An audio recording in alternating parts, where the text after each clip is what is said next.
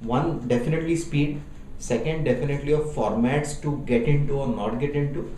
And third, definitely the learnings within that cash is very important.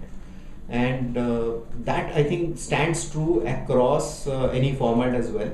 That when you're in tough times, you must be having cash rather than being out of cash, because having large debt does impact you in terms of profitability, in terms of borrowing, in terms of growth, etc. And having cash and profit does make sense for you in the long term for sure. Right.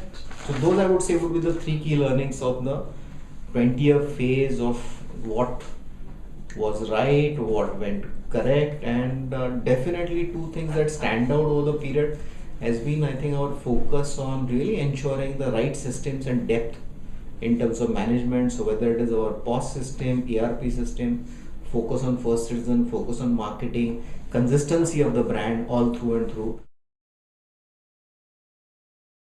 We are trying to make our format a recession proof model, and I think that has been tested out. It has been clearly tested out that if I look back on the first 9 months of this year in 3 quarters, if you look back, the like-to-like store performance of department store level, we have been able to maintain in spite of a large pressure on cost, large new store increments that we have seen.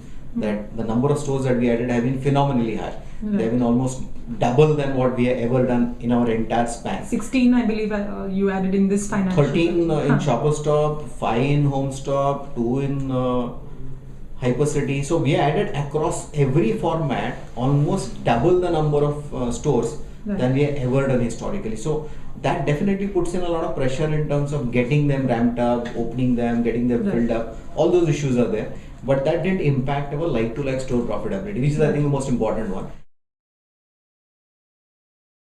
Department store play that we are in, typically the global players don't enter the international markets. They are typically country located or country based. So department stores, we don't see any challenge here. In hypermarkets, yes, the competition can increase than what it is right now. But again, for a competition to increase, I'm still not able to see whether FDI will actually open for the next 2 to 3 years time.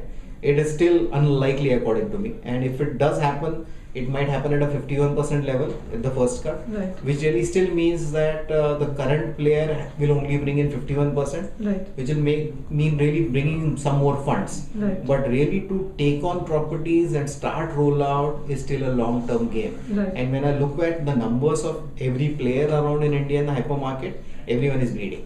And if everyone is bleeding, how much funding do you really keep on giving for a bleeding business? You would rather have a turnaround time first of all, and then start looking at, okay, what's the investment in the long term? So even if you have deep pockets, I think everyone finally wants to have a financially viable model.